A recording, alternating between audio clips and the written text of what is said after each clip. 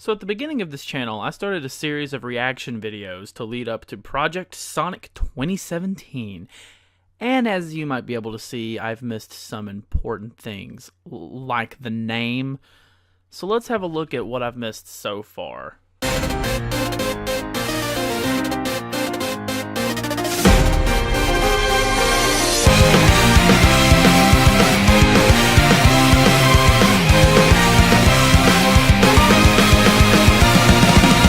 I can't do this alone, even though I am strong.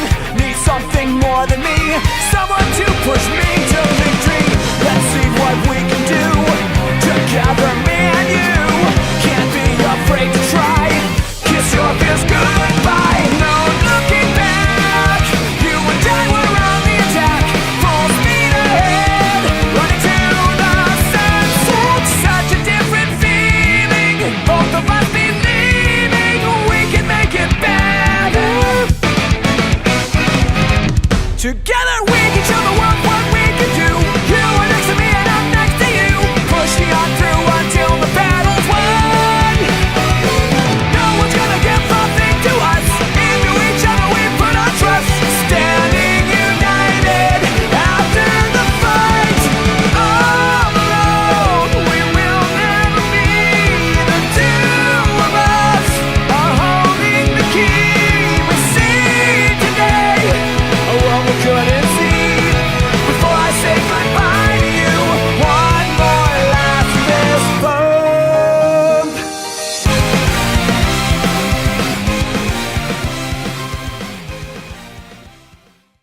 Yikes. So, Sonic Forces is quite far into its development since last I've talked about it, and there seems to be a few big things I've missed.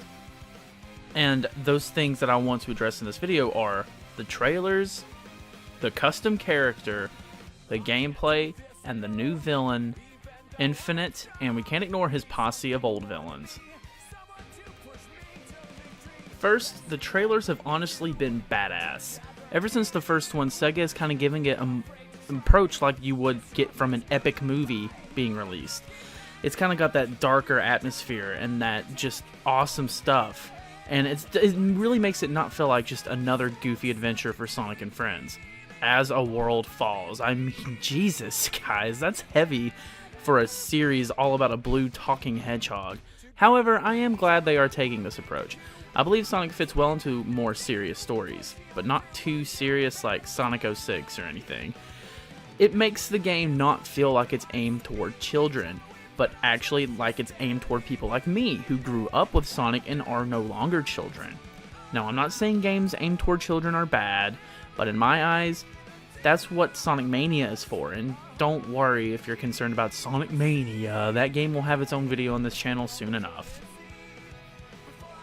Second, the custom characters. Well, are you happy, DeviantArt? You all made it, you won, it's over, you got what you want. But in all seriousness, when I first saw this announced, I wasn't excited or disappointed. I was nervous. If there's one thing Sonic Team has proven to us in the past, it's that they love gimmicks. And for the most part, the fan base hasn't taken too kindly to said gimmicks. To me, this is just a new gimmick for Sonic Team that hasn't been executed before. And they're either going to execute it amazingly or poorly. Like, an example of a poor execution would be like Sonic and the Black Knight, the sword. And this is just for me, and a good gimmick was the Werehog, even though I know it's very hated amongst the fan base. I love the Werehog, and that's another topic. Anyway, when I first saw this, I really thought to myself, please, oh please, God, let this be optional, and please do not make it affect the main story. And from what I've seen, I mean, you guys may know better, but I have no idea if this is going to affect the main story. I mean, in this cutscene I'm showing you right now, I can't find him anywhere. However, in this little screenshot right here, that does look like it could be a custom character. Now, if you'd asked me months ago if I thought that the custom character would be a good idea, I would have said, keep it optional and something just to go back and spice up old levels to go back and get collectibles, and sure, it's a good idea, but make it impact the story, and no, it's going to be awful. I don't like it. But ask me now, and the thought of it really has grown more fond to me. I mean, this is a bigger threat than anything.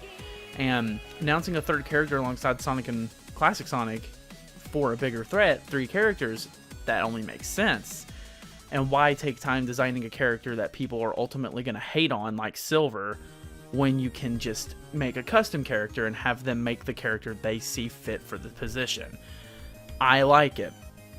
I don't know how it's going to fit into the story. I don't know even if I want it to fit in the story, but I can now agree that I think that it's going to fit in well. I think if it does fit into the story, it's not going to ruin the game. I'm not one of those gamers, like typical Sonic fans. Sorry to call you guys out, but I don't let one bad thing ruin an entire game for me.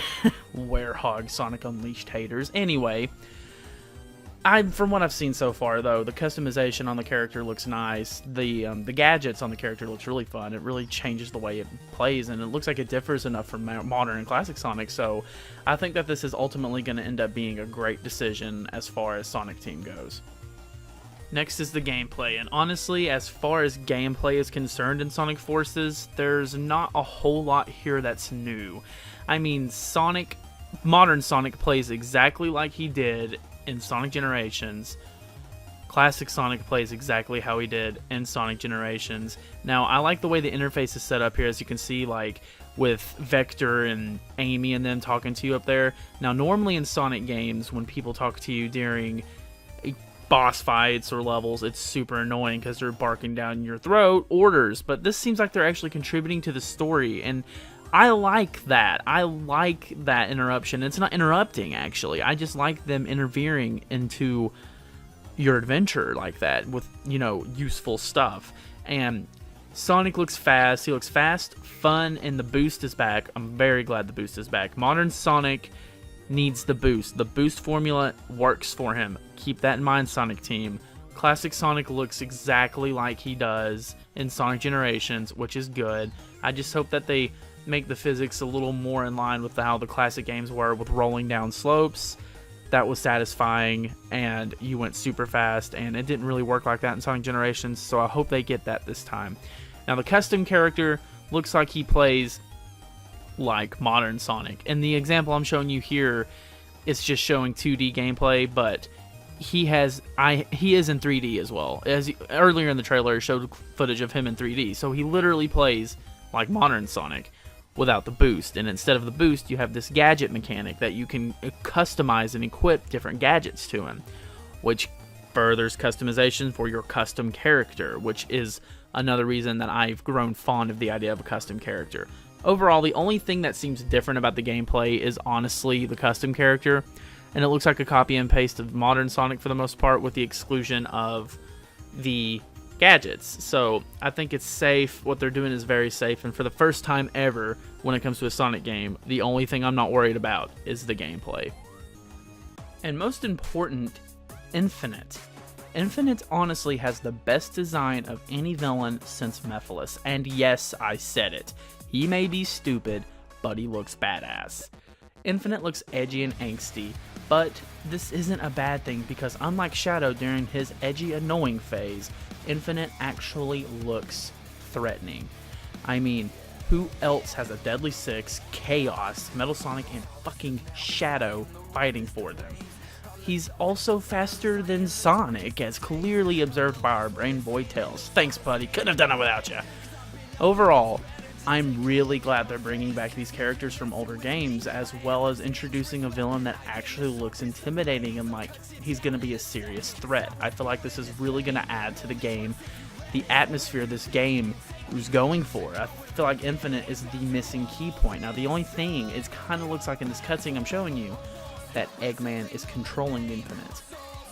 I don't think that'll last long. If anybody is worried about that, I feel like it's going to be exactly like what happened with the Deadly Six in Sonic Lost World. I don't think Infinite is going to take too kindly to orders from Eggman for very long, even if he's taking orders from Eggman. Infinite is his own thing. I think for certain that we know that Eggman won't be the final boss in this game. It's definitely going to be Infinite, and he is the perfect antagonist for the atmosphere this game's going for. When I first saw the trailer, I thought, there's no way Eggman caused all this destruction. And now I know for sure that it wasn't. And now it makes sense. And after seeing Infinite, hearing him talk, and hearing his theme, yeah. Infinite is a good villain.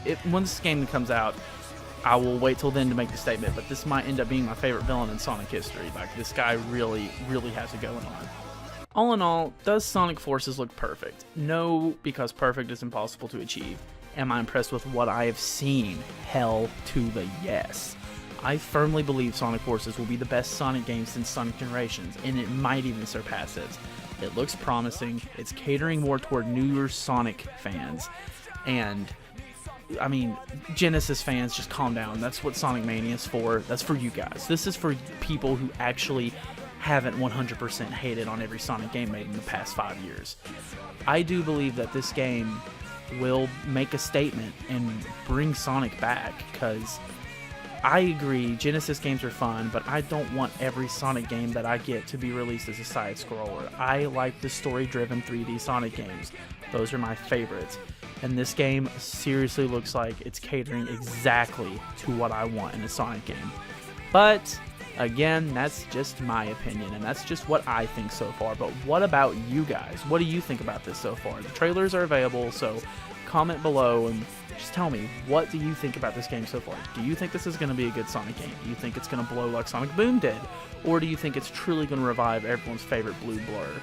Please don't forget to subscribe and like this video, and thank you so much for taking time to watch it. And don't forget, stay tuned next time, because more Sonic Forces content will be coming out as more stuff is announced. I promise I will stay on it this time. Thank you guys so much.